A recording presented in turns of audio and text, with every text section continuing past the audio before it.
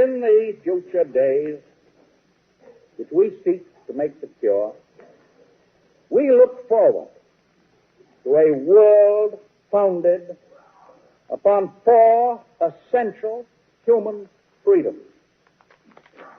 The first is freedom of speech and expression everywhere in the world.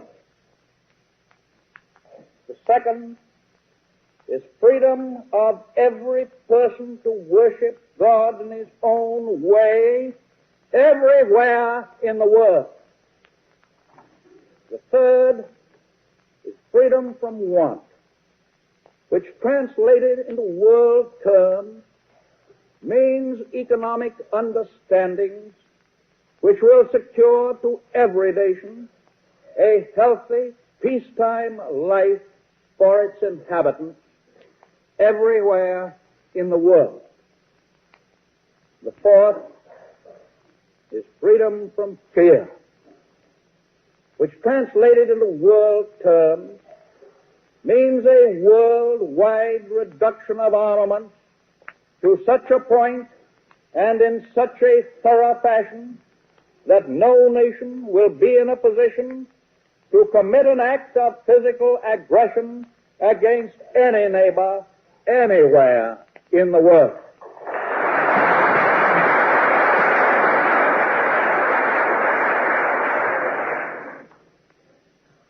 That is no vision of a distant millennium.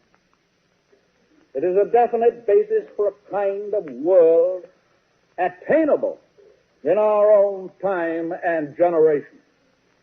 That kind of world is the very antithesis of the so-called new order of tyranny which the dictators seek to create with the crash of a bomb.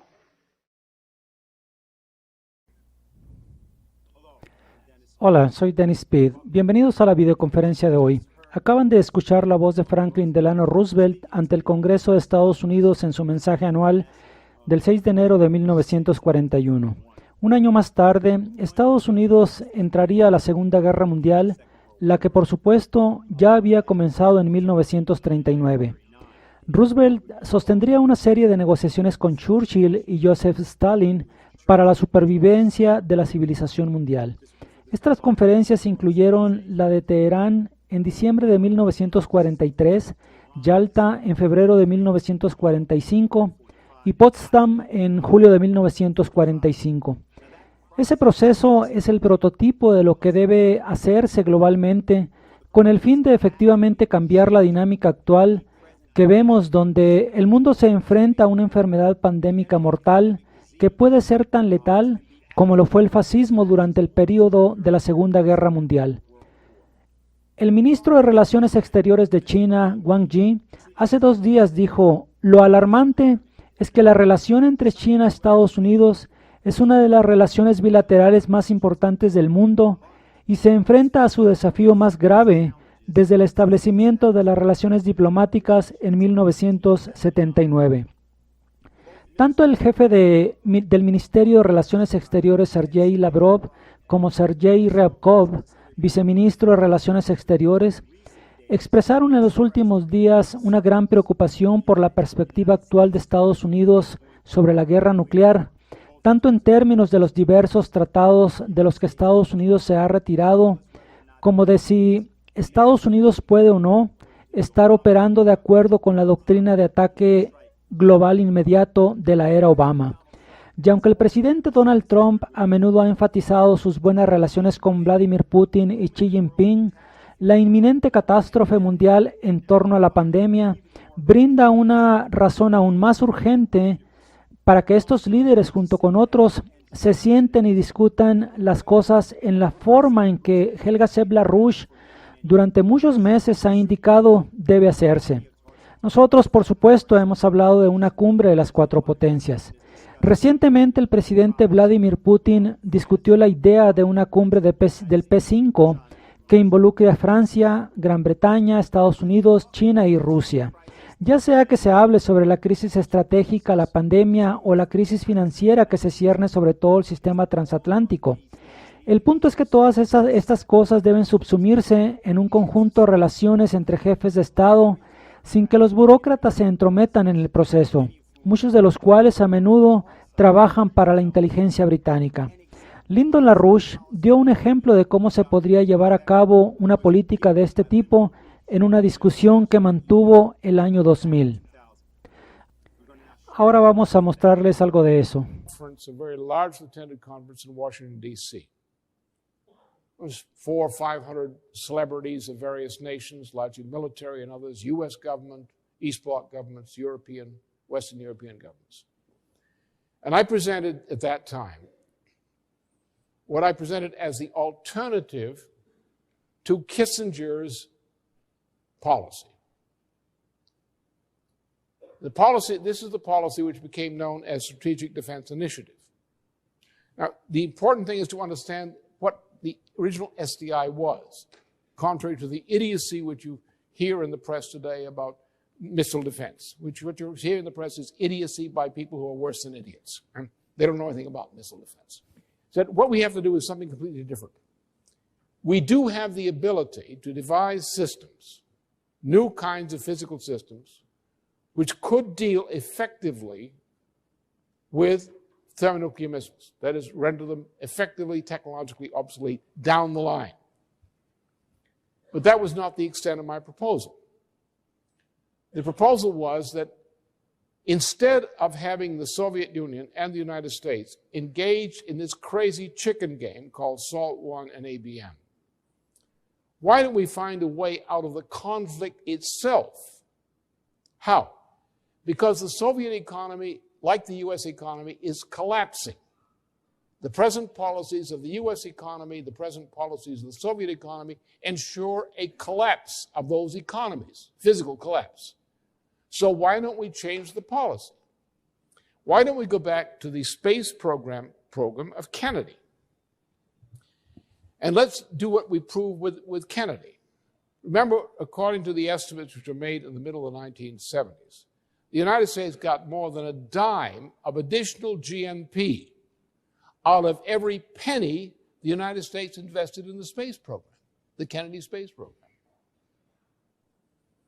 The point is that since increases in productivity come directly only from improvements in technology derived from fundamental scientific discoveries, the higher the rate you convert fundamental physical discoveries into practice, the greater the rate of increase of productivity per capita of population and per square kilometer of area.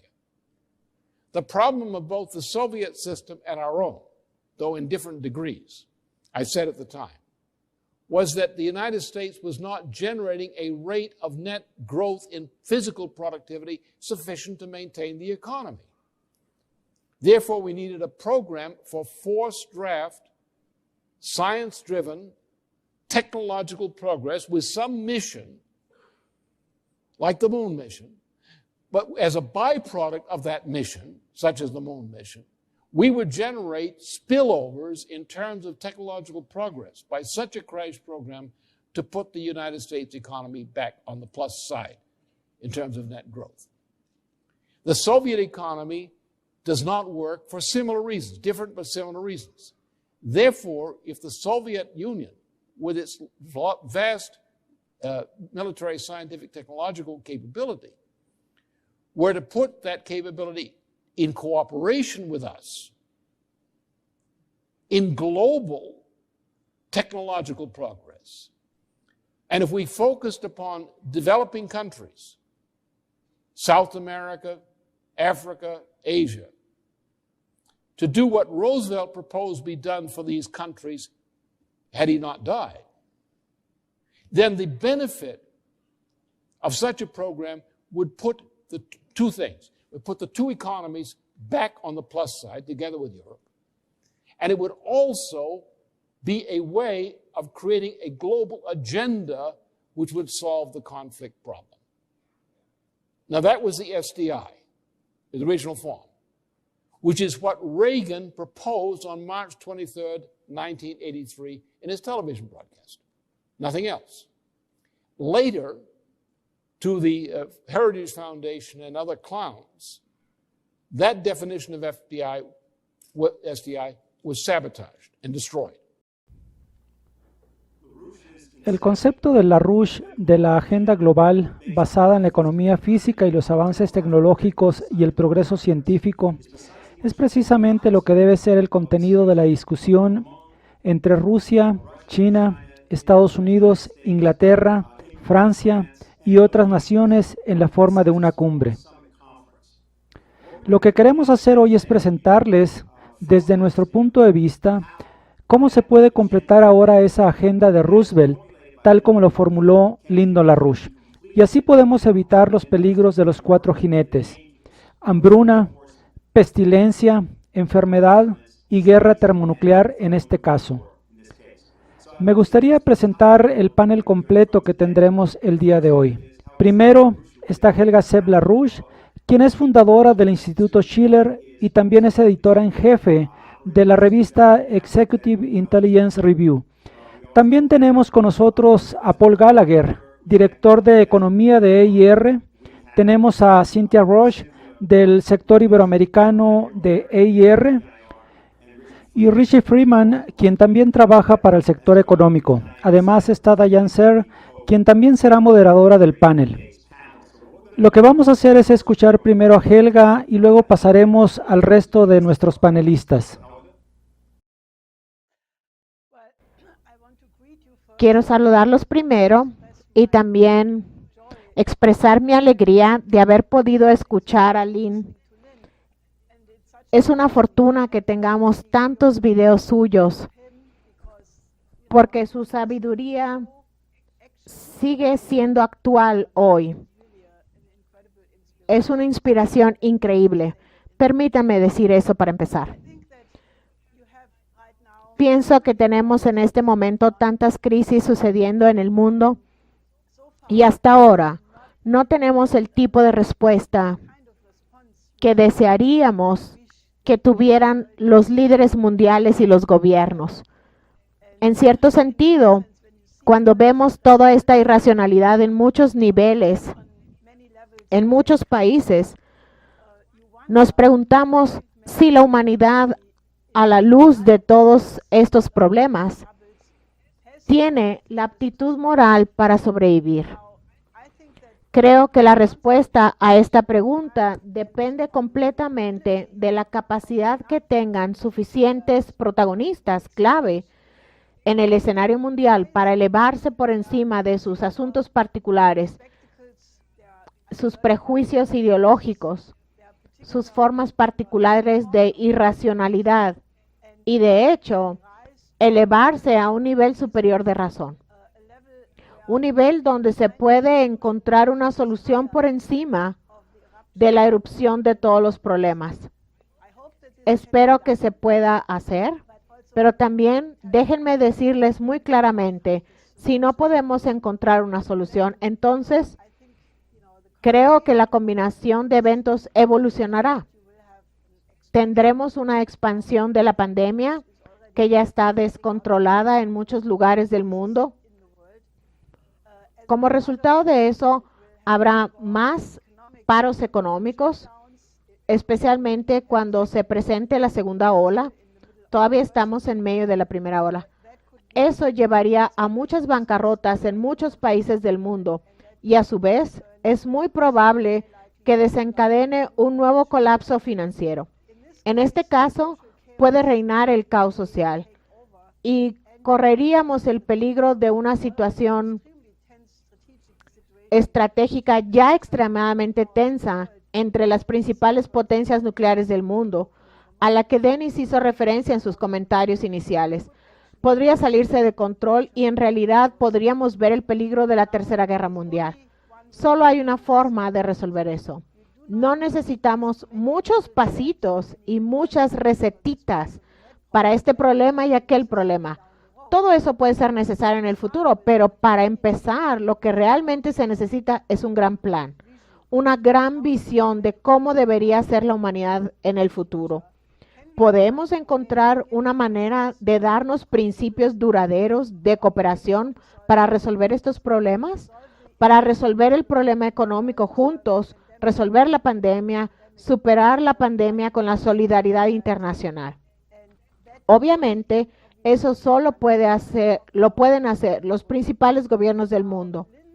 Lynn, hace muchos años, propuso que las 4 potencias principales deberían trabajar juntas, que eran lo suficientemente fuertes como para ser un bastión contra la City de Londres y Wall Street. Es decir, las fuerzas del Imperio Británico que obviamente querrían evitar tal solución debido a sus propios beneficios geopolíticos. Eso puede parecer muy difícil en este momento, pero hay otra propuesta que hizo el presidente Putin en enero, es decir, que los 5 miembros permanentes del Consejo de Seguridad de las Naciones Unidas deberían celebrar tal cumbre de emergencia y debatir los principios de cómo mantener la paz mundial, cómo superar la crisis económica y financiera y resolver todos los demás problemas juntos. Mientras tanto, los gobiernos de Francia, Gran Bretaña, China y Estados Unidos acordaron que participarán en dicha cumbre. El gobierno ruso ya les dio a los otros gobiernos los puntos a discutir de la agenda. Y como están las cosas ahora, hay una muy buena posibilidad de que tal cumbre pueda llevarse a cabo a corto plazo. En primer lugar, esta cumbre debe llevarse a cabo pronto, mejor ayer que mañana, mejor en agosto que en septiembre, pero debe tener lugar a más tardar en septiembre, porque las tormentas que se esperan para este otoño pueden arruinar las posibilidades de que ocurra. Y naturalmente, muy cerca de las elecciones estadounidenses, puede que no tenga lugar. Así que, cuanto antes tenga lugar, mejor. Lo que proponemos es que debe adoptar, como Lyndon LaRouche dijo muchas veces, el paquete completo de Franklin Delano Roosevelt. Eso significa que la economía de casinos tiene que parar. Se debe implementar la ley Glass-Steagall de separación bancaria. Necesitamos un nuevo sistema de crédito para financiar una verdadera recuperación económica en todo el mundo, un nuevo sistema de Bretton Woods. Y necesitamos un nuevo trato, lo que significa un programa para la creación de trabajos. Hemos calculado 1.500 millones de nuevos empleos productivos en todo el mundo para superar el tipo de subdesarrollo que es la verdadera causa de la mortalidad de la pandemia. Como ya escuchamos de Franklin Roosevelt en su discurso de las 4 libertades, resolver las necesidades para tener un mejor nivel de vida, y Roosevelt hizo énfasis que consideraba el mejoramiento del nivel de vida de todos los seres humanos en este planeta como la precondición absoluta para la paz. Queremos que ese sea el tema de dicha cumbre. Normalmente diría que el Imperio Británico querría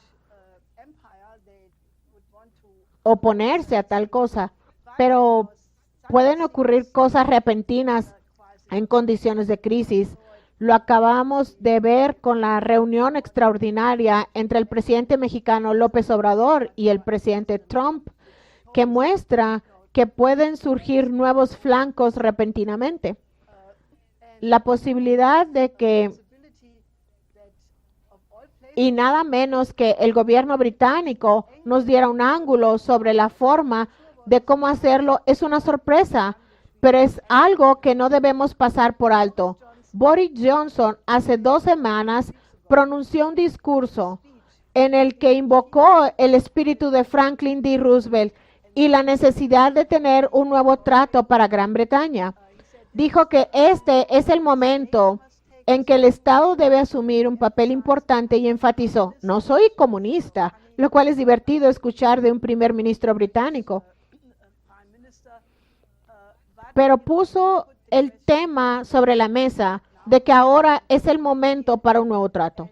Lo bueno es que si observan las declaraciones pasadas de todos los participantes de esta futura cumbre, Xi Jinping, Putin, el presidente Trump, Macron, todos en un momento u otro dieron una referencia positiva a Franklin D. Roosevelt, destacando la visión extraordinaria de este presidente. Entonces, este es un concepto bajo el cual pueden unirse todos estos presidentes. Obviamente, el primer paso que debe tomarse en el contexto del nuevo trato es que los líderes deben acordar construir un sistema de salud mundial, lo que significa construir un excelente sistema de salud moderno en todas las naciones del planeta, porque de lo contrario no podremos vencer esta pandemia y las nuevas pandemias que ya están en el horizonte. Hay informes de que se ha desarrollado un nuevo virus que es más mortal que este en Kazajstán. Existe el potencial de que nuevas enfermedades puedan estallar en cualquier momento. Por lo tanto, la única protección contra eso no es solo la vacuna para este virus en particular y otros medicamentos, sino que se deben lograr que las personas en el mundo puedan resistir mucho mejor esas amenazas en el futuro. Preguntémonos si es que este virus se habría convertido en una pandemia si todos los países hubieran tenido el sistema de salud y la determinación que demostraron los chinos en Wuhan y la provincia de Hubei, donde en 2 meses pudieron aplicar medidas rigurosas, usar máscaras, extremadamente importante, el aislamiento y rastreo de contactos, el distanciamiento social naturalmente, y lograron en tan solo 2 meses contener el virus a través de un gigantesco esfuerzo de solidaridad de toda la población china. Otros países asiáticos, Hong Kong, bueno, no es otra nación, sino parte de China. Singapur, Corea del Sur, Nueva Zelanda, también pudieron contener el virus con este tipo de medidas, que esta es una lección muy importante que se debe aprender, porque podemos ver que los países que aplicaron tales medidas tan rigurosas lo hicieron muy bien y hay mucho que se puede aprender de este enfoque. El siguiente paso, naturalmente, debe ser el tipo de medidas que mencioné. Debe implementarse el nuevo sistema de Bretton Woods, porque si continuamos con la economía de casinos, no hay forma de que se pueda superar el próximo periodo. Hay diversos institutos económicos, entre ellos el Instituto de Estudios Económicos de Leibniz en Halle, Alemania, que predijeron una ola de quiebras de empresas en Alemania. Muchas empresas ahora tienen poco trabajo y solo han aguantado debido a los subsidios del gobierno. Estos se agotarán y si no hay un programa de reinversión espectacular en la economía real y un programa de recuperación económico, el peligro es que habrá muchas quiebras, lo que a su vez desencadenará una crisis bancaria. Naturalmente, eso llevaría a una situación en la que en octubre o noviembre podría haber una segunda ola de la pandemia y muchas personas de la élite neoliberal en ambos lados del Atlántico predicen que con la combinación de un gran número de muertes y el colapso de los mercados bursátiles del 20 al 30% sería suficiente, piensan estas élites, para poder moverle el tapete a Trump y hacer que pierda las elecciones. Por eso pongo tanto énfasis en decir que estos cambios tienen que ocurrir antes, tienen que ocurrir en septiembre a más tardar. Una vez que llegue a octubre y noviembre es posible que no se pueda contener. De hecho, es mi firme convicción de que no podrá contenerse y proteger la reelección del presidente Trump. Tenemos que adoptar este enfoque de reunir a estos países para resolver estos problemas, porque de lo contrario el enfrentamiento geopolítico también se saldrá de control. Obviamente, algo salió mal en la relación entre Estados Unidos y China. Al principio, el presidente Trump elogiaba mucho a la manera en que China enfrentó la pandemia, alabó el nuevo estándar que China había aplicado y elogió a su amigo Xi Jinping, y todo iba por buen camino. Entonces, algo más entró en juego.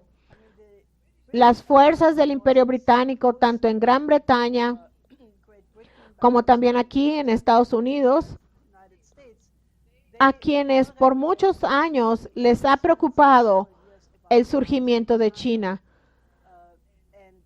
Cuando China pudo, lo que ya era visible para marzo, no solo pudo continuar creciendo económicamente, sino que pudo contener la pandemia, y su recuperación económica fue mucho más rápido que la de Occidente, donde la pandemia realmente solo ha empezado a consolidarse.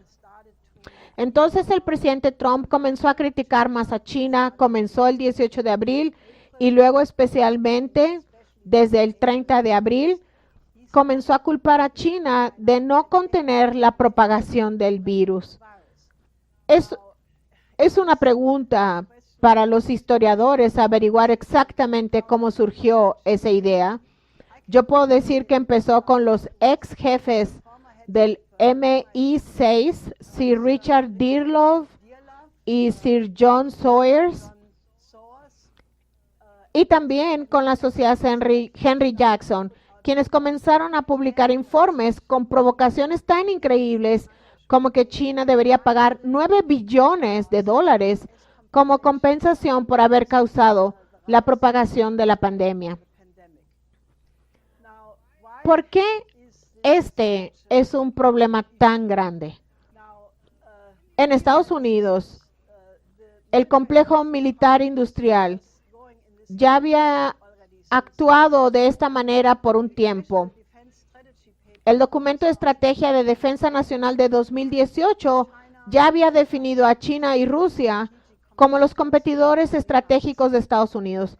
Esa tendencia ha aumentado con Pompeo, Bolton y muchas personas desde entonces, que crearon un ambiente que fue superado por el secretario de Defensa Esper el otro día en un mensaje a las tropas diciendo que China es la principal amenaza para Estados Unidos y que de ahora en adelante todos los cursos de capacitación del Pentágono, la educación, todo tipo de preparaciones tendrán como objetivo derrotar la amenaza que viene de China. Además, la OTAN está tomando medidas para expandir el Tratado de Defensa del Atlántico Norte a una OTAN global. Stoltenberg dijo que quieren expandirlo al Indo-Pacífico, que obviamente solo tiene un objetivo: rodear no solo a Rusia, lo que han hecho hasta ahora al acercar a las tropas de la OTAN a la frontera rusa, sino también a comenzar a rodear a China. Y si ustedes ven el número de incidentes ocurridos en los últimos días, donde los aviones estadounidenses vuelan cerca de la frontera china, hay incidentes en el mar del sur de China, 5 excursiones de aviones estadounidenses por día, a lo que luego China ha respondido con muchas advertencias. De hecho, podemos ver que estamos en un ambiente muy candente. Detrás de eso está el hecho de que China logró en los últimos 40 años sacar de la pobreza a 850 millones de su propia población y le ha ofrecido ese modelo de superación de la pobreza a otros países en desarrollo a través de la nueva ruta de la seda. Muchos países están muy contentos con eso. Más de 150 países están cooperando con la iniciativa de la Franja y la Ruta y están muy agradecidos de que China les haya dado por primera vez la oportunidad de superar su subdesarrollo. Eso ha resultado en un choque fundamental con las políticas del Imperio Británico, que sigue las políticas de Malthus desde la época de la Compañía de las Indias Orientales Británica, que era el periodo en que el colonialismo era la forma de mantener reprimidos a los países del sur para mantener a su población controlada. Esto es lo que estaba detrás de las guerras de opio contra China, y esto es lo que está detrás de las políticas del Fondo Mundial para la Naturaleza del Príncipe Felipe, que durante muchas décadas impidió cualquier tipo de grandes proyectos en los países en desarrollo.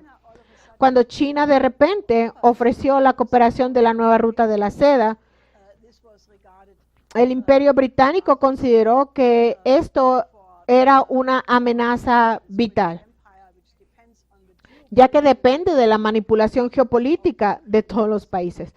Es por eso que culparon a China por el coronavirus. Es la política británica y saturaron toda la situación como siempre. Lo admitió el ex embajador británico en Washington, Sir Kim Darroch, cuando dijo que teníamos que inundar la zona alrededor de la Casa Blanca y controlar a cada contacto que tuviera el presidente Trump para controlar sus políticas, tanto como fuera posible. En cierto sentido, si miramos el mundo desde arriba, debería estar claro. Si se observa la increíble pobreza, el peligro de una epidemia de hambre, que según el jefe del Programa Mundial de Alimentos de la ONU, el señor Beasley, amenaza con matar a 300,000 personas por día.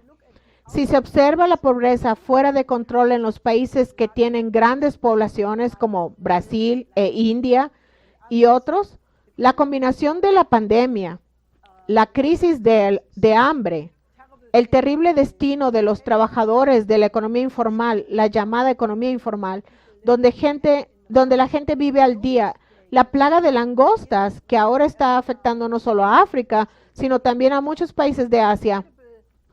Las increíbles condiciones en que vive la gente. Hay 1,000 millones de personas que tienen hambre todos los días y eso amenaza con salirse de control. Si observamos todo eso, debería ser obvio que sin la cooperación de las dos economías más grandes del mundo, Estados Unidos y China, con el apoyo de otras grandes economías como Japón, Alemania, Corea del Sur y otras, no se pueden resolver estos problemas.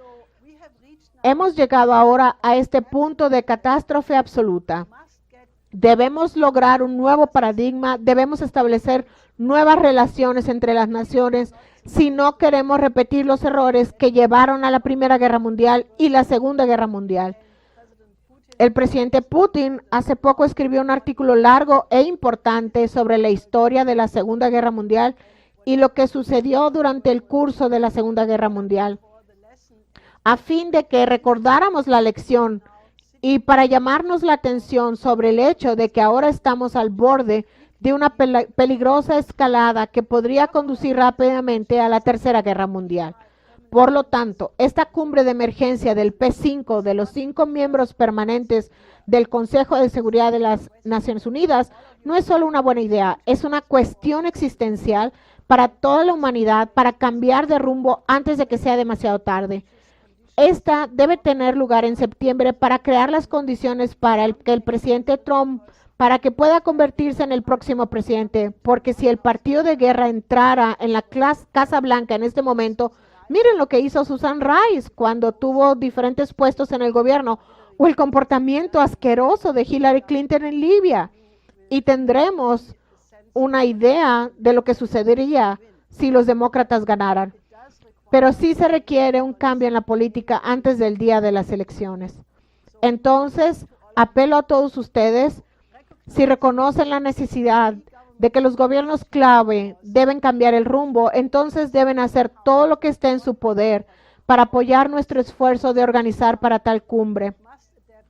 Que se deben adoptar las políticas del nuevo Bretton Woods de Franklin Delano Roosevelt, tal como las elaboró Lyndon LaRouche, de muchas maneras, en tantos discursos e iniciativas, entre ellas la política de la Iniciativa de Defensa Estratégica, que tenía exactamente esa idea de cooperación entre las grandes potencias.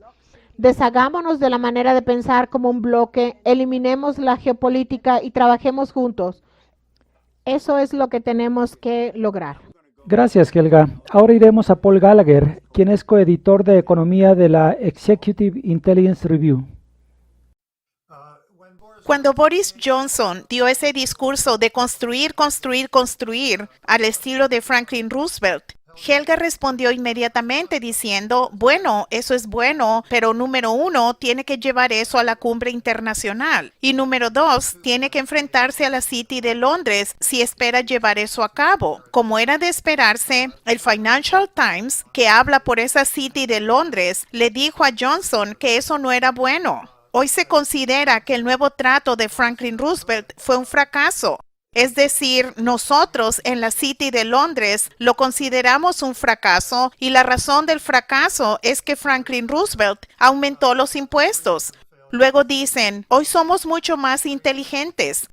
Citamos, el déficit público ha estallado en todo el mundo. Nunca antes, en tiempos de paz, los gobiernos han gastado tanto dinero sin cobrar impuestos como hoy. Fin de cita. Así que eso es lo ideal. La Reserva Federal ha impreso más de $1 billón al mes en emisión cuantitativa entre el 7 de marzo y el 15 de junio. Esto hizo que su cartera de activos, que es la cantidad de dinero nuevo que se inyecta en los mercados de valores, subiera de 3.75 billones a 7 billones en esos 3 meses más o menos. El Congreso y el Tesoro de Estados Unidos aprobaron más de 2 billones en ayuda para la pandemia, pero una cuarta parte de eso también se asignó a la Reserva Federal para respaldar sus operaciones de impresión en apoyo a Wall Street. Solo alrededor de la mitad de los otros 1.5 billones se ha gastado en los 4 meses de este derrumbe económico.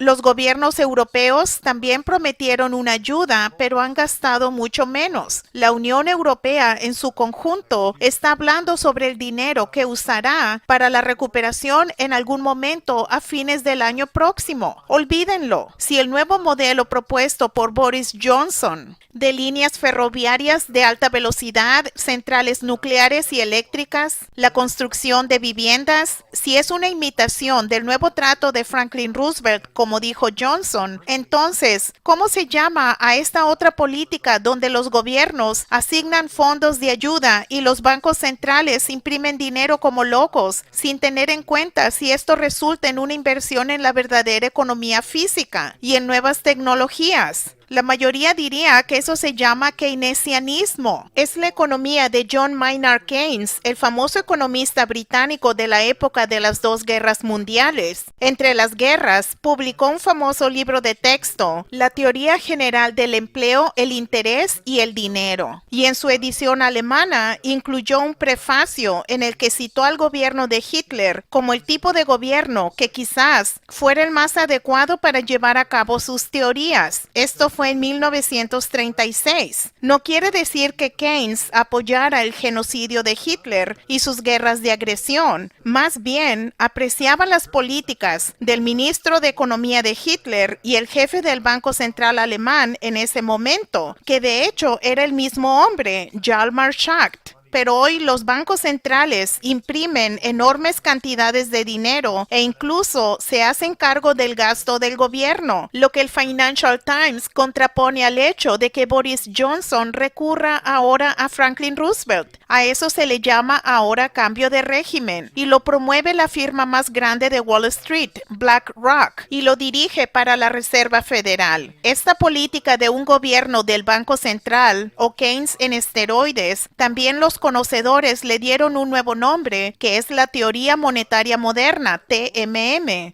El sistema de Bretton Woods, que surgió de la iniciativa de Roosevelt en 1944, aunque no realizó su intención plena, fue crucial para el crecimiento y desarrollo que hubo en la posguerra desde 1946 hasta fines de los 60.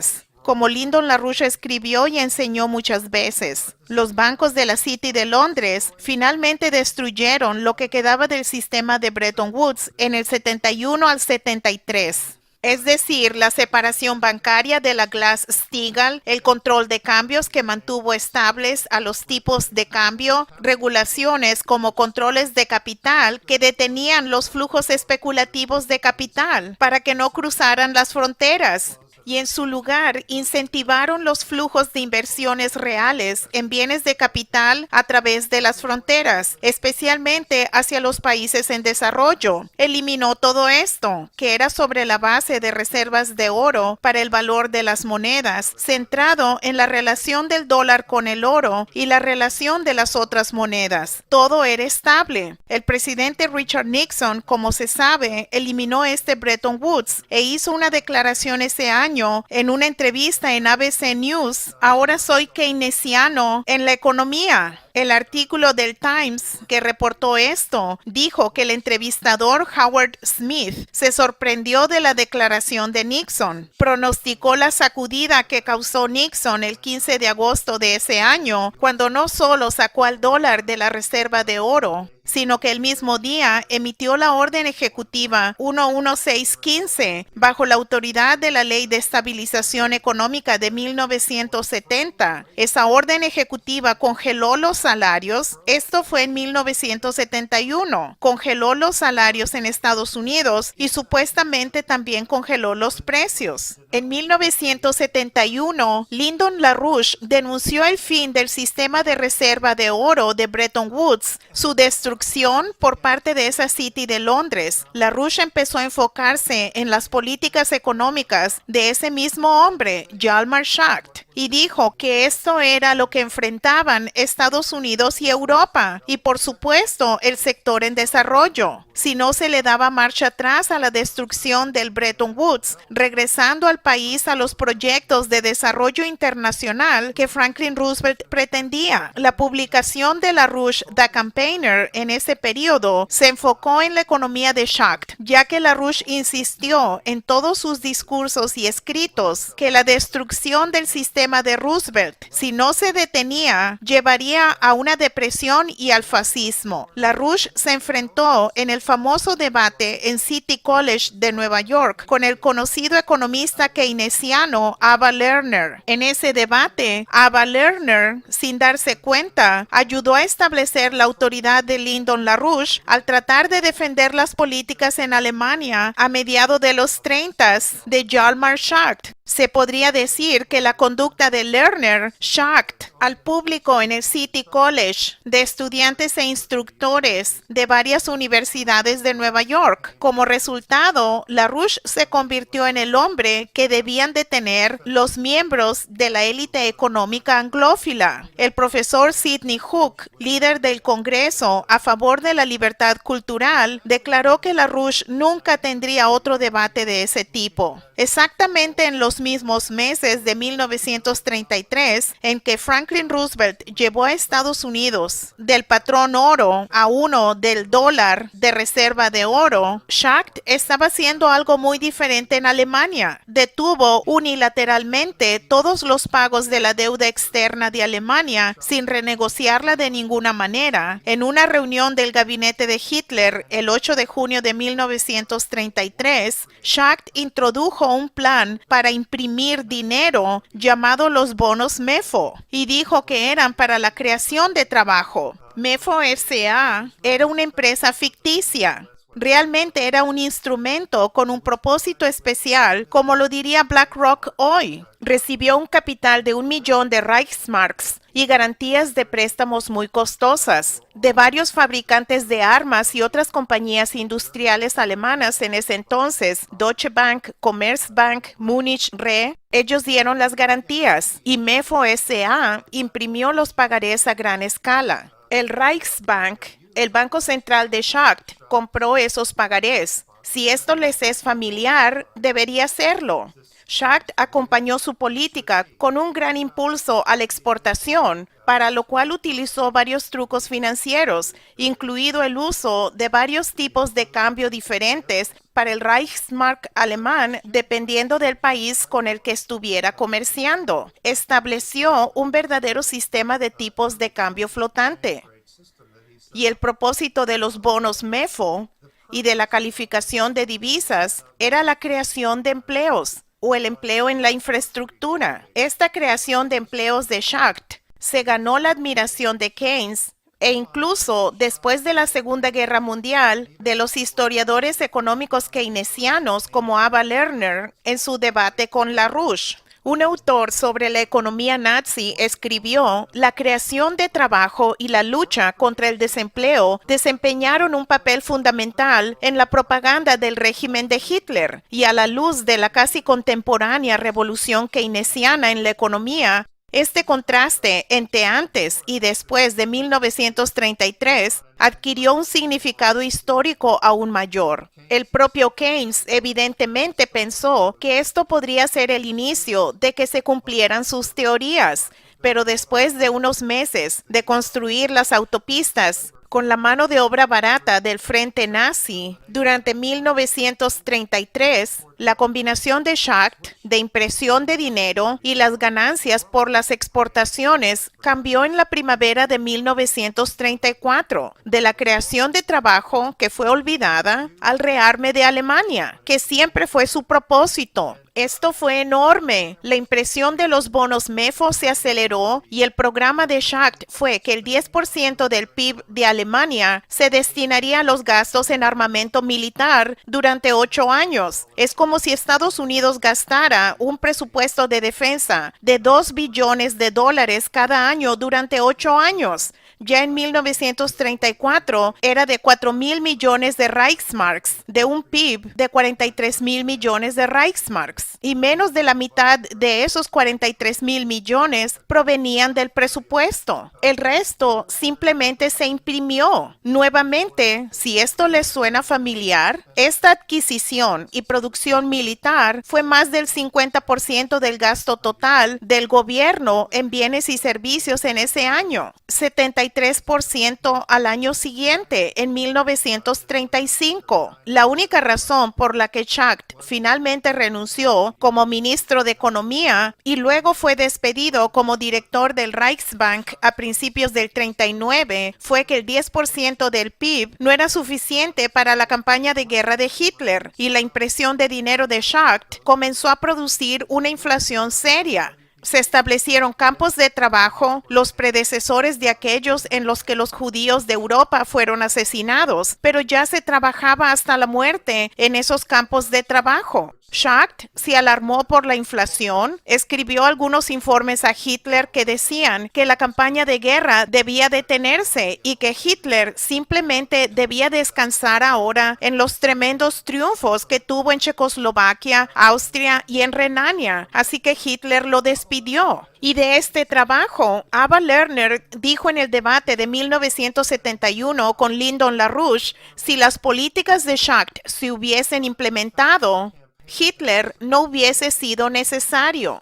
Schacht, de hecho, había hecho una campaña agresiva para lograr que Hitler asumiera el cargo durante más de 2 años y jugó un papel decisivo en el gran apoyo financiero de las grandes corporaciones y bancos alemanes y en el apoyo de los bancos británicos que llevaron a los nazis al poder en 1933. Y en ese punto fue justo cuando el predecesor de Hitler, Kurt von Schleicher, cuando su gobierno anunció que estaba considerando el plan Lautenbach para la inversión estatal en la infraestructura y las manufacturas, algo similar al nuevo trato de Franklin Roosevelt. Schacht y sus amigos, con su impulso electoral a favor de los nazis, se aseguraron que eso no sucediera. Este Ava Lerner, a quien ahora muchos conocen como quien inició lo que ahora se llama la teoría monetaria moderna y que es esencialmente lo que el Financial Times respaldó en su editorial atacando que Boris Johnson recurrió a Franklin Roosevelt. Esta teoría monetaria moderna es keynesianismo en esteroides. Es la idea básica de que si los bancos centrales pueden mantener las tasas de interés en cero o cerca de cero, pueden crear imprimiendo cualquier cantidad de moneda sin importar cuán grande, sin crear inflación, sin nuevos impuestos. Y si hay moneda en exceso, simplemente se recoge como gravamen a esa moneda antes de que pueda crear inflación, pero no se necesita ningún otro impuesto. Exactamente lo que nos trae de nuevo al Financial Times.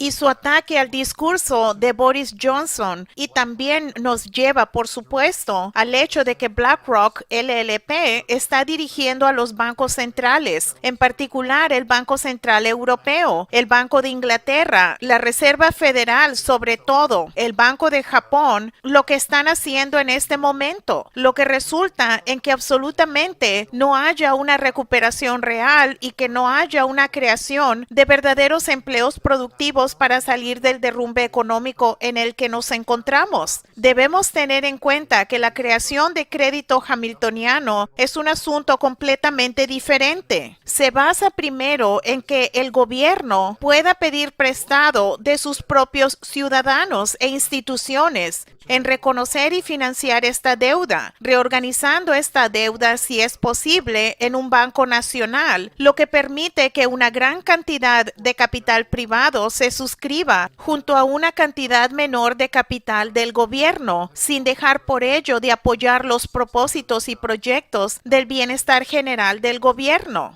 Henry Wallace escribió en su libro 60 millones de empleos, el crédito hamiltoniano permite unir una onza de capital gubernamental con una libra de capital privado para un propósito nacional, y esto es lo que el trabajo pionero de Franklin Roosevelt en el Nuevo Trato mostró nuevamente, después de que los gobiernos de Lincoln y Washington mostraran su poder. Gracias, Paul. Ahora vamos a escuchar a Richard Freeman de EIR. África y otros continentes se enfrentan a la extinción del coronavirus y la hambruna. Tenemos una emergencia inmediata de una sola crisis, compuesta por la desintegración acelerada del sistema económico financiero, la pandemia COVID-19 y el intento británico de imponer fascismo verde. Como estos problemas parecen ser inflexibles, varios líderes están mirando hacia el nuevo trato del presidente Franklin Delano Roosevelt de 1933-1937, su política del buen vecino y el sistema de Bretton Woods. Podemos ver el secreto del sistema Bretton Woods de Roosevelt en la misión estadounidense a Brasil que estableció FDR de 1942 al 43. Esto representó la culminación de casi 10 años de su política del buen vecino para desarrollar a Iberoamérica como un todo que había comenzado en 1933. Este es exactamente el mismo enfoque que Roosevelt adoptó en el nuevo trato. LaRouche identificó el principio que guió a Roosevelt. La humanidad avanza a través de los descubrimientos de los principios científicos fundamentales que cuando se aplican a la economía producen transformaciones científicas tecnológicas revolucionarias. Esto aumenta los poderes cognitivos de la razón de la humanidad, genera productividad en la economía física y mejora a la población. Este principio, como él lo entendió, es lo que impulsó a Roosevelt. Eso y su determinación de eliminar del planeta al imperialismo anglo-holandés francés. Esa era la misma política que la del destacado americano fundador del sistema americano John Quincy Adams.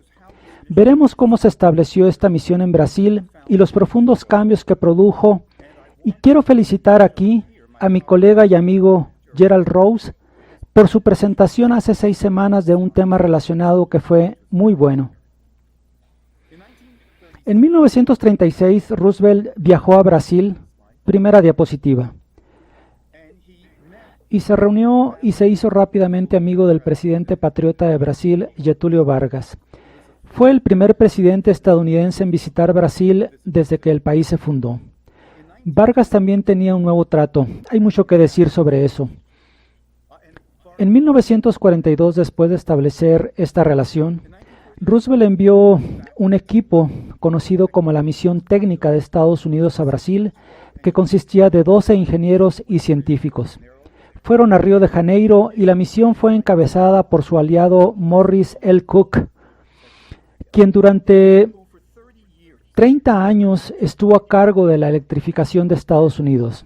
Fue el primer jefe de la Administración de Electrificación Rural que colocó líneas de electricidad a los agricultores de las zonas rurales de Estados Unidos, electrificando las casas y sus granjas. También presidió el Congreso Mundial de Energía de 1936, que creó una perspectiva de desarrollo para todo el mundo. Así que él era el jefe y el equipo estadounidense fue recibido por un equipo de 100 científicos, ingenieros y otros brasileños, liderados por João Alberto Lins de Barros, y colaboraron intensamente. La misión era construir infraestructura a gran escala y que Estados Unidos transfiriera a Brasil no solo algunos bienes aquí y allá, sino también planes completos e integrados de paquetes científico-tecnológicos, de maquinaria, de máquinas herramientas, así como las propias máquinas herramienta y bienes de capital, centrales eléctricas, plantas industriales, sistemas hospitalarios. Lyndon LaRouche ha dicho que esta idea de transferir tales paquetes tecnológicos científicos al mundo en desarrollo es la clave del desarrollo. No bienes individuales aquí y allá, sino paquetes conceptuales completos, mediante las cuales también se pueden construir ciudades. Esta fue la primera vez en la historia conocida que se hizo esto, y Roosevelt lo hizo hace 80 años. Brasileños y estadounidenses realizaron encuestas y elaboraron planes para todo, como mecanizar la industria textil, que entonces era la industria más grande de Brasil, ya no lo es. Decidieron que tenían que transformarse 100%, pasar a telares automáticos, ciertos tipos de hilos y temperaturas, etc. Discutieron las formas de elevar los niveles nutricionales de Brasil, que eran horribles, el método para mecanizar la agricultura. Tenían un capítulo específico de muchas páginas en un libro de cientos de páginas sobre cómo hacer eso, para construir viviendas, para mejorar el sistema educativo científico. Repasaron 30-50 industrias una por una, de arriba a abajo, desarrollando cambios fundamentales. Quiero repasar 3 de los cambios más profundos que se hicieron. Primero, a lo largo de la costa este de Brasil, corriendo desde el sur hacia el Ecuador, recuerde que los ríos van en la dirección opuesta allí. Hay un río de 1760 millas llamado Río São Francisco, que tenía a ambos lados un suelo potencialmente rico y el potencial de represas hidroeléctricas. La idea era transformarlo en un sistema modelado explícitamente en la Autoridad del Valle de Tennessee estadounidense. Y lo hicieron. Esta imagen muestra el complejo hidroeléctrico Paulo Afonso en Bahía. Es una estación generadora de 23 estaciones que se construyeron como parte de este proyecto. Hoy, Brasil obtiene el 70% de su energía de la energía hidroeléctrica y está un poco por detrás de Alemania en la cantidad de energía hidroeléctrica que genera, lo cual es bastante notable para una nación en desarrollo.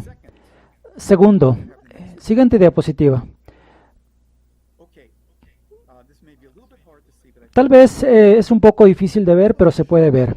Esto muestra un programa similar de Carlomagno para conectar todos los ríos, que como sabemos todavía están terminando las últimas partes de este proyecto que Carlomagno desarrolló hace mucho tiempo. Esta fue una propuesta presentada por el gran científico Alexander von Humboldt cuando visitó Iberoamérica en la primera década del siglo XIX. La propuesta, como se puede ver en la parte superior, cerca de Venezuela, el río Orinoco, y luego se puede ver debajo el río Negro y debajo el poderoso Amazonas. La propuesta que se llevó a cabo, estos ríos no estaban conectados, y miren cuántos ríos hay en Brasil y en los países vecinos, por lo que la propuesta era unir el río Negro y el Orinoco a través del dragado para el transporte de mercancías por buques de poca profundidad y así eventualmente conectar al Amazonas. El tercer punto para el desarrollo de este plan fue el acero, que es crítico para cualquier nación en desarrollo. Tengan en cuenta esto, porque esto es lo que estamos tratando de hacer con nuestro programa de 1.500 millones de empleos productivos junto con otras cosas. Para el presidente brasileño Vargas, el logro más importante fue la construcción de una planta siderúrgica de 1 millón de toneladas en un lugar llamado Volta Redonda. Próxima diapositiva, cerca de Río de Janeiro y al alcance de Sao Paulo. Hasta este momento, la capacidad de Brasil solo era de 200.000 toneladas de fabricación de acero, por lo que esto quintuplicó su existencia. No solo eso, era más grande que cualquier planta siderúrgica del mundo, incluso en Europa. Brasil no tenía el dinero para construir esto, así que en una opción hamiltoniana que indica cómo pensaba Roosevelt, hizo lo mismo con el nuevo trato, hizo lo mismo con Bretton Woods. Dio instrucciones al Banco de Exportación e Importación de Estados Unidos, que había sido creado recientemente bajo la Corporación de Reconstrucción Financiera, para prestar 2/3 del costo de la construcción para que Brasil pudiera construir tal proyecto. Por supuesto, Brasil compró equipos para laminadoras, de devastadoras, etc. Equipos estadounidenses, lo que nos asegura que si ayudamos a desarrollar a otros países, obtendremos algo que es fundamental en la transformación de nuestra propia economía. El presidente Vargas dio un discurso muy emotivo el 7 de mayo de 1943 en el sitio de construcción. Hemos publicado parte de él, los hará llorar, porque este es un verdadero patriota. Pero solo citaré 2 oraciones. Él dijo: no puedo ocultar mi entusiasmo patriótico y mi confianza en la capacidad de los brasileños. El significado de esta imagen para nosotros es que nuestros ojos contemplan el hito final en la emancipación económica de nuestro país. De todo este trabajo que Estados Unidos había hecho desde 1936, cuando Roosevelt fue a Brasil, y en anticipación del trabajo que seguiría haciendo, incluida la construcción propuesta de un sistema masivo de ferrocarriles en Brasil, que era la propuesta de Estados Unidos, el funcionario del Departamento del Tesoro Henry Dexter White propuso en 1939 la construcción de un Banco Interamericano de Desarrollo, que sería controlado por las repúblicas soberanas del continente y dirigiría el crédito hamiltoniano a proyectos productivos en toda Iberoamérica. El presidente Roosevelt lo apoyó y lo mandó al Congreso de Estados Unidos. Ahí fue derrotado brutalmente por los aliados de la City de Londres y Wall Street, por lo que nunca salió del comité. Pero Harry Dexter White fue el director de Roosevelt y el autor de los acuerdos de Bretton Woods. Entonces simplemente tomó el Banco Interamericano de Desarrollo como una propuesta nacional para los países de Iberoamérica y lo extendió a todas las naciones. Fue la base del sistema de Bretton Woods, fue el Banco Mundial. Pero Roosevelt hizo más. Muchas naciones iberoamericanas establecieron lo que se llamaron corporaciones de fomento. Eso solo significa corporaciones de desarrollo. Roosevelt tenía el mismo banco de exportación e importación como el que construyó la siderúrgica, la Volta Redonda en Brasil. Hizo que los financiaran. Siguiente diapositiva. Esta es una lista de algunas de las corporaciones de desarrollo. Puede ver en Chile la palabra corporación de fomento, Colombia lo mismo, etc. Estos fueron financiados por el Banco de Exportaciones e Importaciones, que realmente era la Corporación de Reconstrucción Financiera que había invertido 33.000 millones en la economía de Estados Unidos y fue responsable del éxito tanto del nuevo trato como del desarrollo económico de Estados Unidos durante la Segunda Guerra Mundial. Es por eso que dije que los mismos principios se usaron completamente. Si miran aquí, solo voy a mencionar el de Colombia. Lo que se hizo fue que la Corporación de Desarrollo, con fondos hamiltonianos de Estados Unidos, construyó una planta de taninos, una planta para la pasteurización de la leche, una compañía que expandió la industria azucarera, una planta de ácido sulfúrico y una planta que procesaba derivados de sal con crédito estadounidense. Estados Unidos no solo estaba elaborando planes, sino que estaba construyendo cosas por todas partes, expandiéndose por Iberoamérica. Estados Unidos envió el mismo tipo de misión técnica que envió Brasil a la India, envió otra a México, envió una misión especial en 1944-45, que es una historia muy emocionante de contar. Durante meses trabajaron en China y trabajaron con colegas chinos e hicieron un esquema completo de la industrialización de China. Hay literalmente páginas y páginas donde solo se enumeran todas las fábricas. Esto no solo lo sabía Chiang Kai-shek, esto lo sabía el Partido Comunista de China. Y por supuesto, estos planes fueron muy importantes. Por supuesto, la presa de las Tres Gargantas fue construida por equipos chinos que en 1943-45 habían ido a la autoridad del Valle de Tennessee. Roosevelt también propuso un préstamo de 10,000 millones de Rusia para que se desarrollara después de la guerra. En los dólares de hoy, eso es cerca de $250 millones. Era una concepción de desarrollo mundial. Esto es el mundo que vio Roosevelt y trajo esta idea al Bretton Woods de 1944, donde Estados Unidos y las naciones iberoamericanas que habían compartido esta visión controlaban el 45% de los votos e impulsaron esta visión.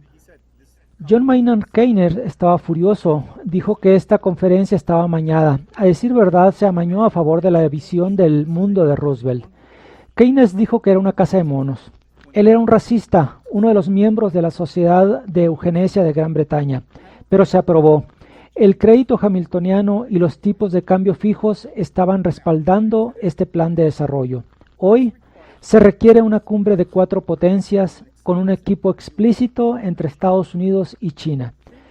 Piensen en lo que podríamos estar haciendo o lo que podríamos hacer si Estados Unidos, China y México se unieran para desarrollar América Central y Haití. Mi colega Cynthia Rush sabe mucho sobre esto. Piensen en lo que podría lograrse si Estados Unidos, China, Italia, Nigeria, Chad y otras naciones africanas construyeran el proyecto Transaqua para rellenar el lago Chad. Una vez más, una vez que se comprometen por esta cooperación, sus ideas del otro país como adversarios se convierten en una visión de un socio en el desarrollo del futuro de la humanidad. Cambiaríamos de visión. Por eso necesitamos 2 grandes proyectos como mínimo. Por último, piensen si nos movilizamos en serio, no fingiendo hacer cosas, sino en serio, para detener COVID-19 y la hambruna que está diezmando a África. Y eso lo elaboramos en nuestro plan LaRouche para desarrollar 1.500 millones de nuevos trabajos productivos. Este es el legado de LaRouche, el legado de Roosevelt. Es nuestro propio legado, es el legado de cada nación en la Tierra. Richie, gracias. Ahora vamos con Cynthia Rush para nuestra presentación final del día de hoy. Hola, gracias. Me gustaría decir un par de cosas sobre la cumbre Trump-López Obrador, que como dijo Helga, fue bastante extraordinaria. Creo que ambos disfrutaron de la compañía del otro y tomaron por sorpresa a sus críticos. Ambos mencionaron la importancia de la relación Lincoln-Benito Juárez y la relación entre Franklin Roosevelt y Lázaro Cárdenas en la década de 1930. Trump dijo que nuestros críticos y otros apostaban por el fracaso de esta reunión y el fracaso de nuestra relación. Pensaron que fracasaríamos, pero no lo hemos hecho, somos amigos. No sabemos lo que se discutió en privado entre estos 2 líderes. Quisiera llamar su atención sobre la declaración emitida hace unos 10 días por la organización de LaRouche en México, el Movimiento Ciudadano LaRouchista, que le pidió a López Obrador que en su reunión con Trump lo instara a aceptar la propuesta del presidente Vladimir Putin para una cumbre del P5 o alternativamente la propuesta hecha por Helga y Lyndon LaRouche para una cumbre de las 4 potencias. La declaración también menciona la relación Lincoln-Juárez, la relación Cárdenas-Roosevelt, y menciona que incluso el Consejo de Seguridad de las Naciones Unidas debe guiarse por los grandes principios de Juárez. Entre los individuos como entre las naciones, el respeto al derecho ajeno es la paz. Y creo que el punto a destacar es que tan importante como es la relación bilateral entre Estados Unidos y México, la declaración de Trump de que quiere un futuro compartido de prosperidad entre estas dos naciones, no puede suceder en el contexto del actual sistema financiero en bancarrota. Como mencionó el Mozilla, los problemas apremiantes de hoy, la pandemia y el colapso del sistema económico, la necesidad de una arquitectura de seguridad a nivel mundial, estos son los temas que deben discutirse. Y Trump tiene que estar involucrado en esa discusión con los otros líderes del mundo. El futuro compartido de prosperidad debe desarrollarse en el contexto de la entrada en vigor del puente terrestre mundial, el desarrollo de la franja y la ruta y obviamente de cómo nos deshacemos de esta pandemia y la enfrentamos de manera efectiva, lo que significa, como dijimos, construir un sistema internacional de infraestructura de salud. Lyndon LaRouche muchas veces también se refirió a la relación entre Juárez y Lincoln, entre Cárdenas y Roosevelt, como el tipo de enfoque que se necesita para definir un nuevo sistema de relaciones entre las naciones. También habló sobre su propia relación personal con José López Portillo a principios de la década de 1980, que continuó durante muchos años.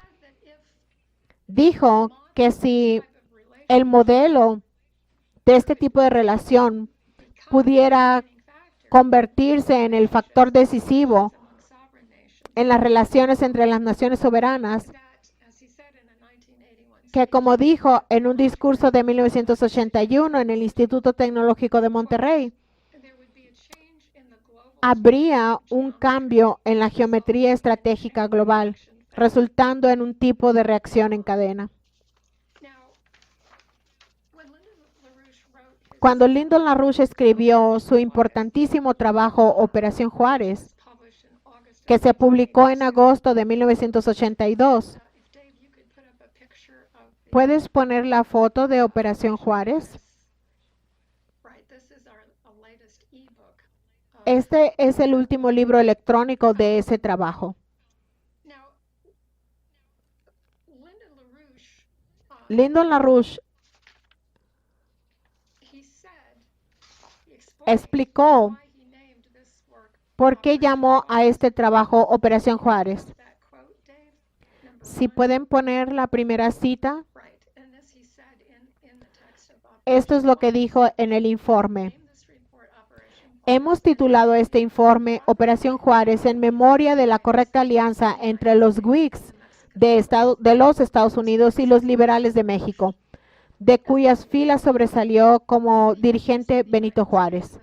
Si se interpretan como se deben los intereses de Estados Unidos desde el punto de vista de la Guerra de Independencia de 1775-1783 y la Constitución Federal de 1787, entonces el bienestar y el respeto a la soberanía de las repúblicas de Iberoamérica son su interés más vital.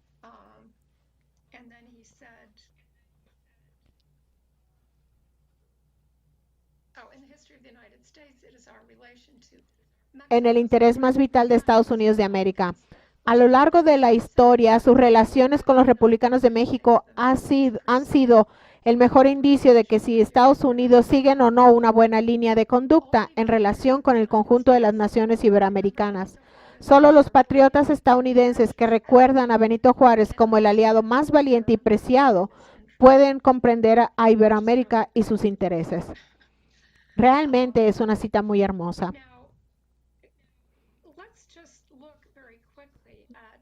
Veamos muy rápido por qué hemos mencionado la relación entre Juárez y Lincoln y también entre Cárdenas y Roosevelt, que ejemplifican el tipo de relación que necesitamos entre naciones soberanas. Juárez fue el presidente en México a partir de 1861. Una de las primeras cosas que hizo, incluso antes de la inauguración de Lincoln, envió a su emisario Matías Romero a visitar a Lincoln en Springfield a fines de 1861. Si pueden poner la cita de Romero. Le dijo voy a mencionar la primera parte de esto. Le dijo a Lincoln que el gobierno mexicano había sido atacado por el clero y el ejército, que por sostener los privilegios e influencias que gozaban durante el régimen colonial. Y luego Romero escribió en su diario, le dije a Lincoln que México se había congratulado mucho con el triunfo del Partido Republicano porque esperaba que la política de ese partido sería más leal y amistosa, y no como la del Democrático, que ha estado reducida a quitarle a México su territorio para extender la esclavitud.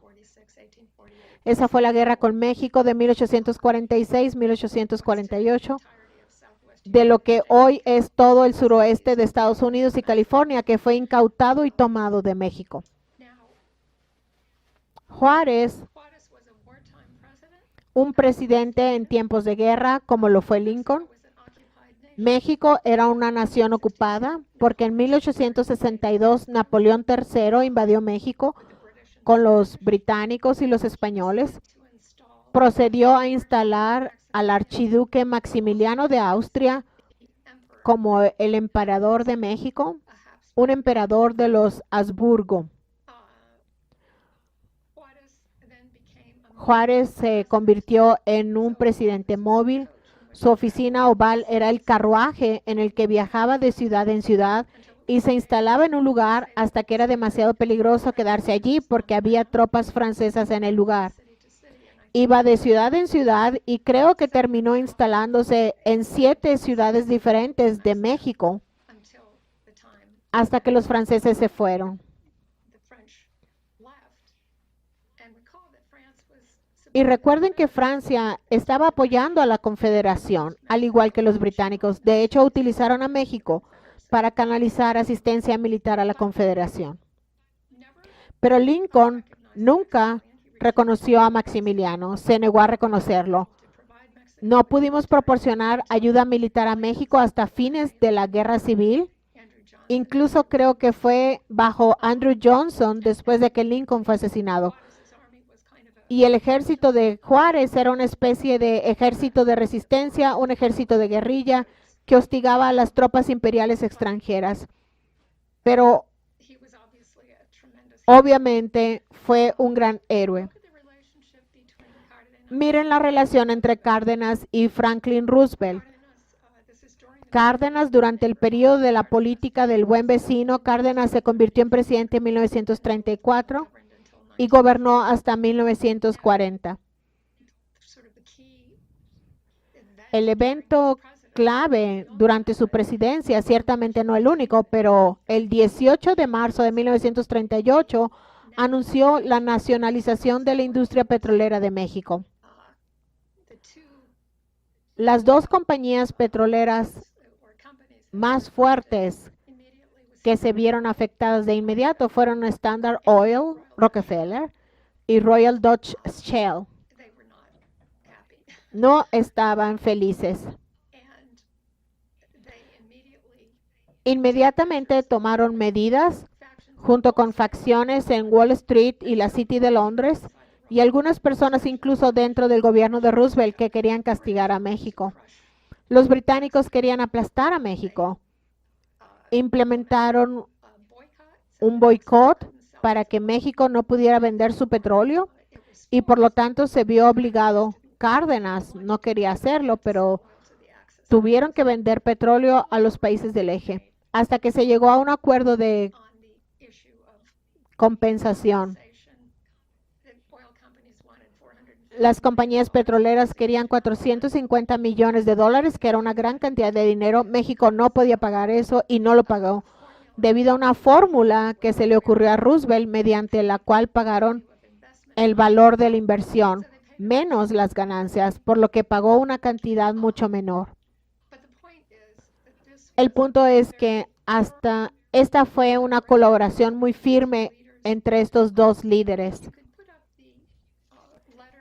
¿Pueden poner la carta?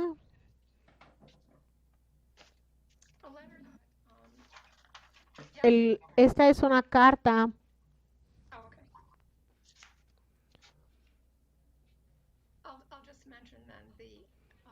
simplemente mencionaré Esta es una carta. El embajador de Roosevelt en México fue Josephus Daniels, con quien Roosevelt había servido durante la Primera Guerra Mundial cuando Daniels era secretario de Marina y Roosevelt era su secretario asistente.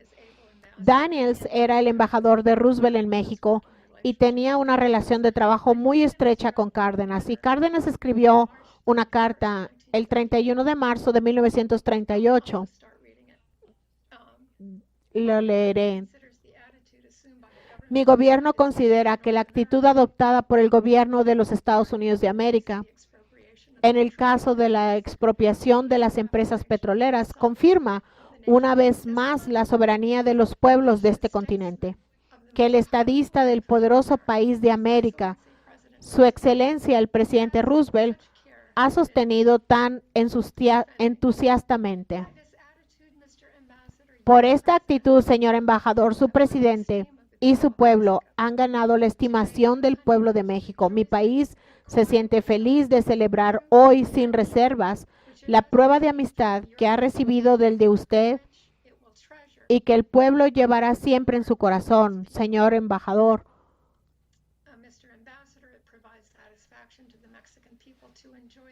Es una satisfacción contar con la amistad de un pueblo que a través de su presidente continúa apoyando la política de amistad y respeto de cada nación, política que está ganando para su país el afecto de muchos pueblos del mundo.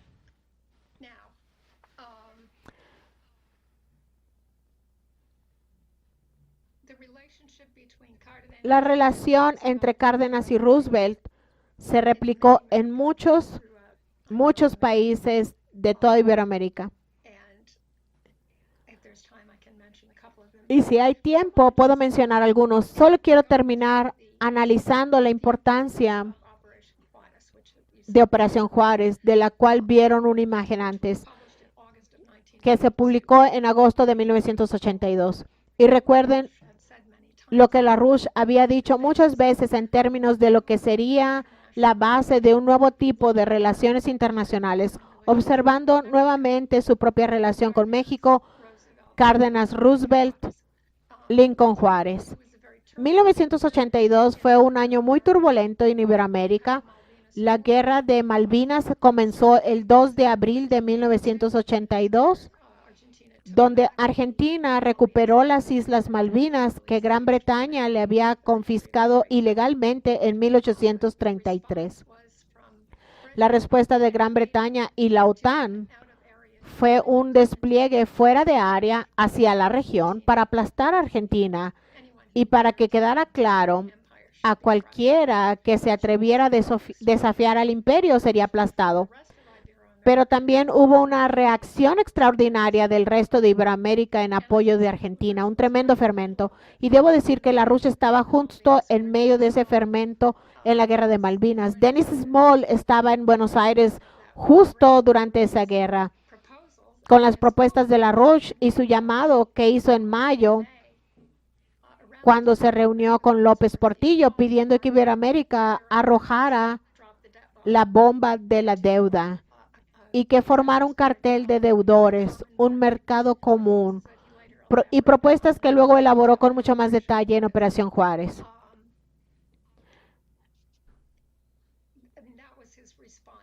Esa fue su respuesta a cómo se debería luchar contra la agresión británica en su guerra colonialista.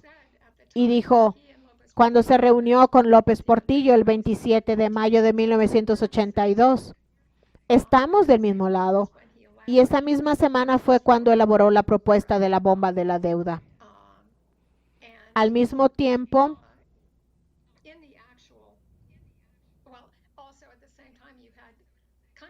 hubo países en toda Iberoamérica que pidieron la implementación de la doctrina Monroe, lo que también hizo LaRouche.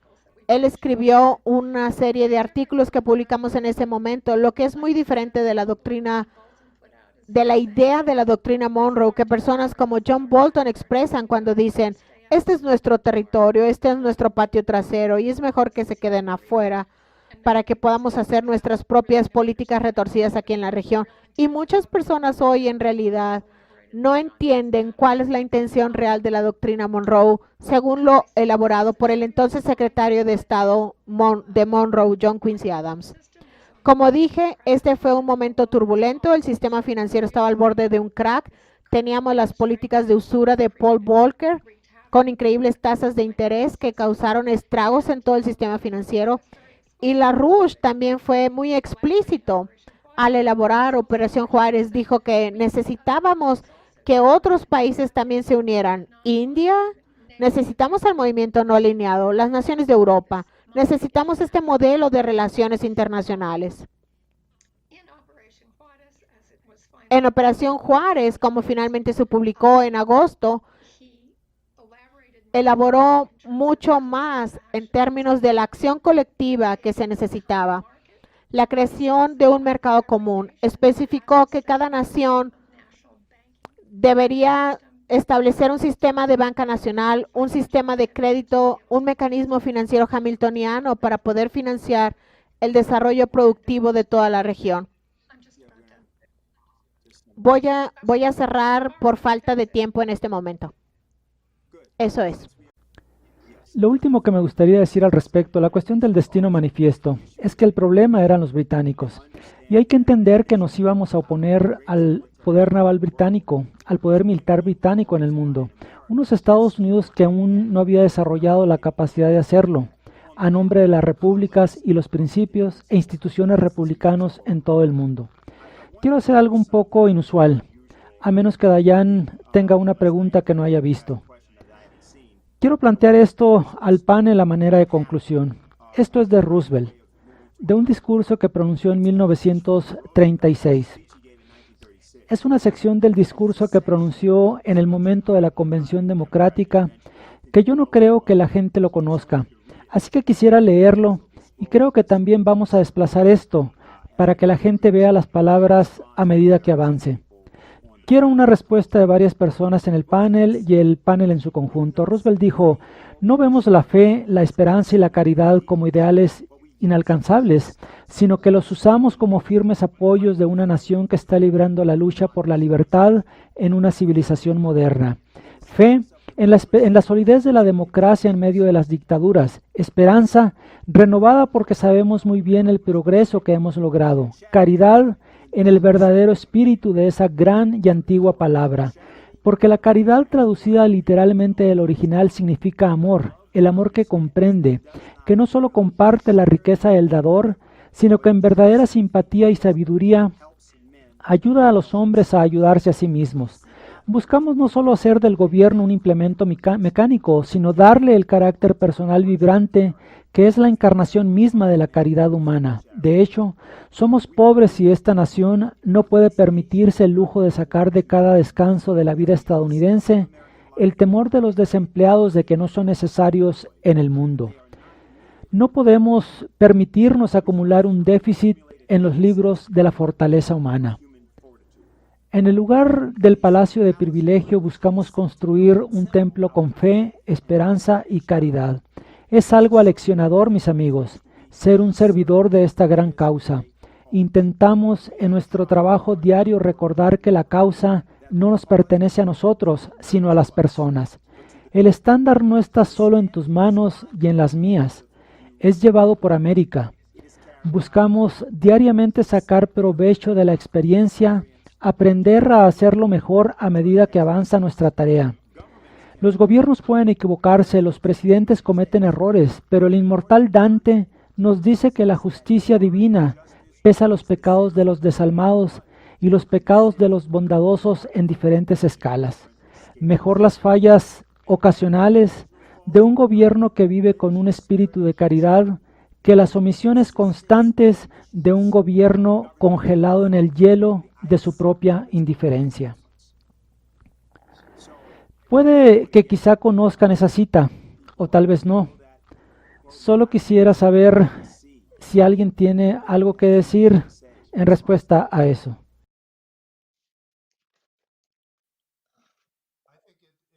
Creo que muestra muy claramente que Franklin Roosevelt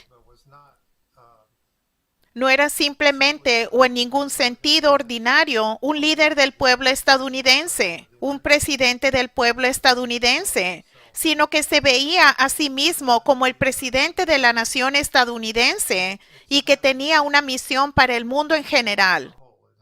Para empezar, tenía esa misión hacia su propio pueblo, que había sido completamente olvidado, particularmente con respecto a algunas partes de la población, mucho antes de que él asumiera el cargo, y ciertamente durante la depresión. Pero él ya había entendido, y lo que Richard presentó sobre Brasil y los otros países en los cuales la política del buen vecino se estaba extendiendo tan fuertemente. Él ya representaba a una nación que tenía una misión de caridad para el mundo, una caridad que se entendía en ese sentido, como lo describió ahí. Y ya de hecho, creo que dijo no mucho después, en su segunda inauguración, que alrededor de un tercio de la nación estaba mal vestida, mal alimentada, sin vivienda. Y luego volvió a esas mismas palabras cerca del final de la Segunda Guerra Mundial, hablando de un mundo que todavía estaba en un grado significativo mal alimentado, mal vestido, sin tener vivienda. Que esto tenía que superarse. Él nunca decía simplemente, esto es lo que tenemos que hacer aquí en Estados Unidos, sino que esto es lo que Estados Unidos tiene que hacer como parte de la humanidad. Y ese es exactamente el espíritu en el que Helga y nosotros seguimos presentando estas propuestas y estos llamados urgentes. Que debe haber una cumbre de las naciones más tecnológicamente avanzadas, las naciones más capaces de construir en otras partes del mundo. Deben unirse y cada una de ellas debe tener el tipo de idea de nación que él tenía.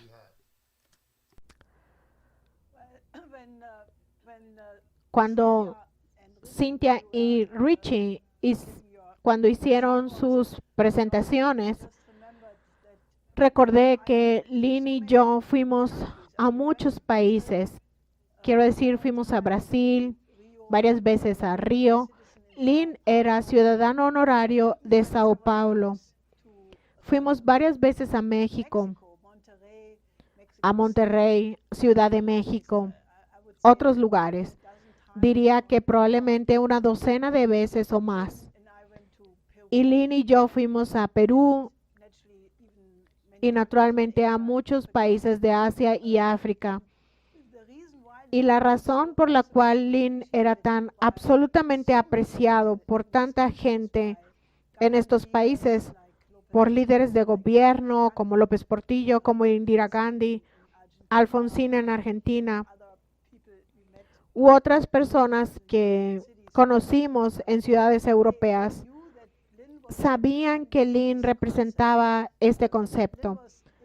Cuando Lynn estaba en Birmania e India al final de la Segunda Guerra Mundial, nos dijo muchas veces que la gente le preguntaba si cuando terminara la guerra ayudaría a traer la tecnología estadounidense a esos países, a India en particular en ese caso, para superar la pobreza. Preguntaban, ¿nos traerán las máquinas para que podamos mejorar el nivel de productividad?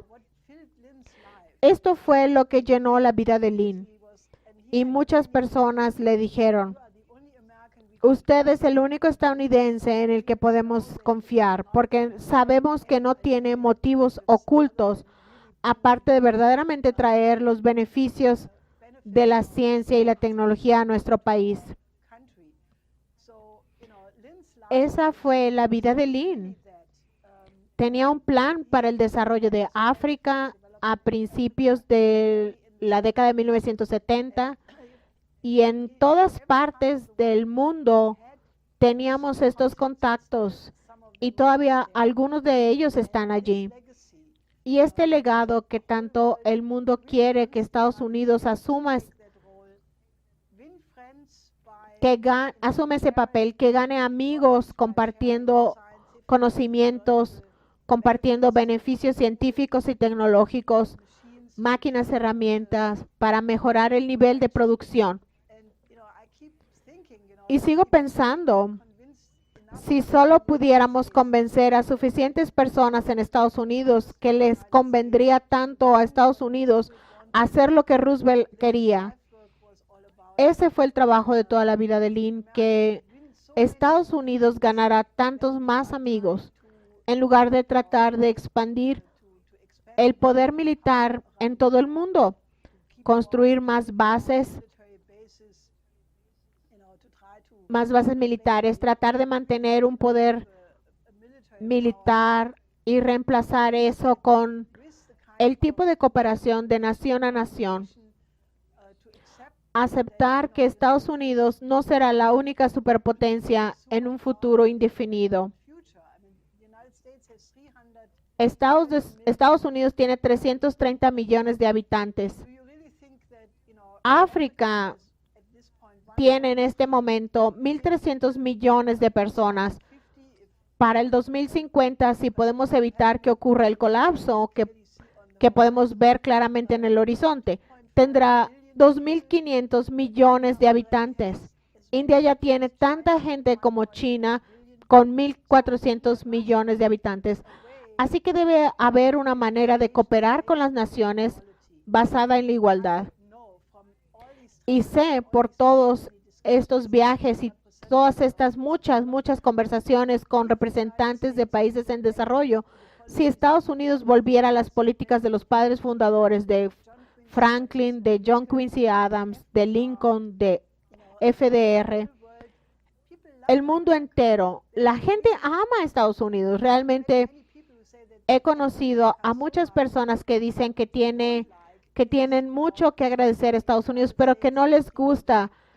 Lo que no les gusta es que Estados Unidos los trate como colonias. Como Brzezinski le dijo una vez a los europeos, son solo una colonia, ¿por qué no están satisfechos con eso? Creo que ha llegado el momento en que el pueblo estadounidense debería analizar su propia historia. Y también déjenme subrayar, la gente debe ver este discurso que dio Lynn, creo que fue en Boston, sobre el destino manifiesto, para entender el sentido completamente diferente de lo que es la misión estadounidense.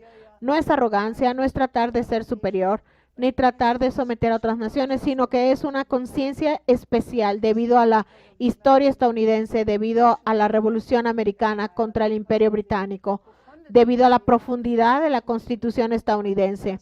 Significa un punto de inflexión para ser quizás incluso el primero entre iguales. El primus inter pares. Pero creo que incluso esa concepción es un poco arrogante. Y más bien deberían tratar de sobresalir por lo que se produce en términos de científicos, artistas, que contribuyen al desarrollo de toda la humanidad y luego compartirlo con otras naciones. Simplemente reconsideren lo que el modelo estadounidense debe ser hoy. Creo que esto es muy importante porque el problema no está entre las personas. La razón por la cual las personas en el resto del mundo, ¿por qué les gusta Estados Unidos? Es porque casi todos han tenido una experiencia con los estadounidenses cuando son buenos anfitriones. Son muy amigables, muy hospitalarios.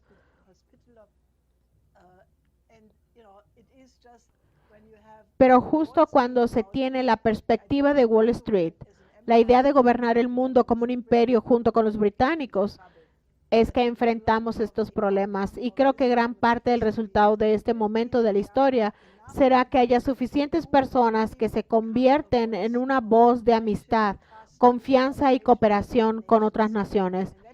Y eso solo puede provenir de la gente, por lo que les pido que utilicen esta discusión de hoy para buscar esos momentos en la historia de Estados Unidos en los que funcionó y sobre todo el trabajo de la vida de Lynn, porque es una demostración absoluta de ese principio.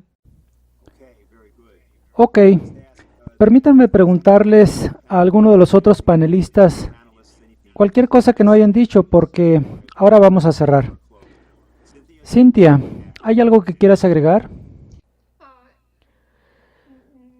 Solo mencionar como un ejemplo de esta caridad, de amor en el sentido bíblico. No voy a entrar en detalles, pero Franklin Roosevelt, tomando el menor de estos países pequeñitos que tiene una historia difícil, un pasado colonial, considero que uno de sus comentarios más entrañables fue sobre Haití. Dijo, una reina de Inglaterra había dicho que cuando muriera quería que la palabra Calais se le escribieran en su corazón. Es en francés, que significa corazón. Y en cambio él dijo, cuando muera, creo que quiero tener a Haití escrito en mi corazón. Porque durante todos estos años he tenido el más intenso interés en Haití y el desarrollo de su pueblo de una manera que nunca significará explotación de ninguna otra nación. Y luego habló sobre el potencial que tiene Haití no solo como productor de alimentos, sino también como una nación que podría industrializarse. Y dijo, tenemos mucho que aprender de Haití. Creo que es una cita hermosa. Gracias. Richie, ¿tienes algún comentario? Solo quiero decir, creo que lo que dijo Helga es muy conmovedor y absolutamente cierto. Lo único que quiero decir sobre el tema de la caridad es que la gente tiene que leer y debe leer, no solo una cita maravillosa de Roosevelt, sino también conocerlo versus la idea de que, bueno, él no era tan inteligente, él no era todo esto, pero lo hizo bien. Estaba completamente conmovido por el mundo, todo.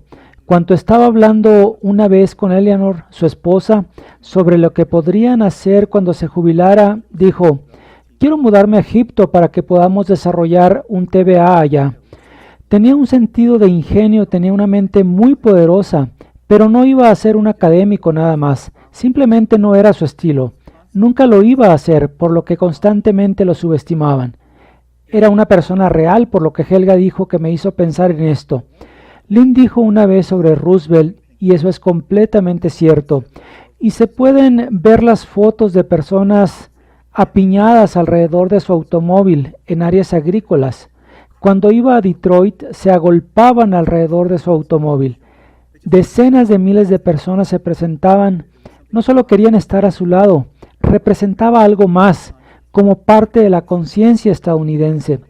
Pero Lynn dijo una vez, la forma en que la gente pensaba que Roosevelt era, y esto es cierto en todas partes del mundo, que si algo estaba mal, no continuaría siendo así si Franklin Roosevelt se enteraba. Eso pensaba la gente de él. Ok, Paul, ¿hemos escuchado lo último de ti o tienes algo más? Creo que has escuchado lo último de mí por hoy. Ok, no dirás más, gracias. Dayan.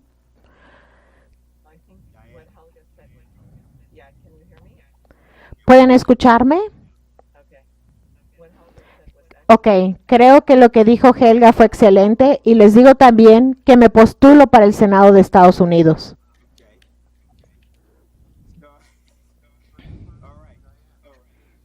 Ok. Helga, ¿quieres comentar algo más? Solo quiero repetir lo que dije antes. Necesitamos mucha gente que nos ayude a que esta idea no solo de la necesidad de la cumbre, sino también de la necesidad de incorporar la política de Roosevelt a la cumbre y generar apoyo para eso en la población estadounidense, para que el presidente Trump, cuando él participe en esa cumbre, sepa que cuenta con el respaldo total de tantas personas como sea posible. Es como cuando Roosevelt se enfrentó a Wall Street y dado que todavía no tenemos una comisión PECORA, estas personas todavía son bastante activas y por lo tanto Trump necesita el apoyo de la población para estas políticas. Les pido, actívense con nosotros y ayuden a darle forma a este periodo de la historia que realmente será una decisión. ¿Puede el mundo, la humanidad, darse un sistema de principios para crear un mundo diferente, un mundo duradero para la paz y colaboración? Podemos hacer todas las cosas hermosas que la humanidad es capaz de hacer. Como este mes o este año, 3 naciones están comenzando sus misiones a Marte: China, Estados Unidos y los Emiratos Árabes Unidos. Sorprendentemente, los Emiratos Árabes Unidos quieren ser parte de la nueva colonia en Marte. Y creo que esta es una idea muy alentadora y nos da un anticipo de lo que puede ser el futuro si dejamos de intentar matarnos en los juegos geopolíticos y unir nuestros recursos espirituales y de creatividad. Eso es realmente lo que les pido que hagan. Muy bien. Entonces, vamos a concluir la conferencia de hoy. Y solo me gustaría decirles, para todos los que están por ahí, no creo que ningún ciudadano estadounidense deba tratar de pensar que pueden hacer menos de lo que el presidente de México acaba de hacer, que es presentarse y exceder las expectativas de todos, no solo aquí, sino también en casa. De hecho, para desafiar las expectativas de la gente, hay que hacer algo que Yitzhak Rabin dijo, que es tener el coraje de cambiar sus axiomas y los axiomas de los demás. Ahí es donde estamos, y si hacemos eso, la presidencia de Estados Unidos hoy puede hacer lo que hizo la presidencia de Franklin Roosevelt en su momento. Eso es lo que Lyndon LaRouche intentó enseñarnos, y esa es nuestra misión. Y no lograremos esa lección si no actuamos ahora. No podemos fallar en esa misión, y no creo que lo hagamos. En nombre del Comité de Acción Política de LaRouche, quiero agradecerles a todos por estar con nosotros hoy. Así termina nuestra videoconferencia del 11 de julio.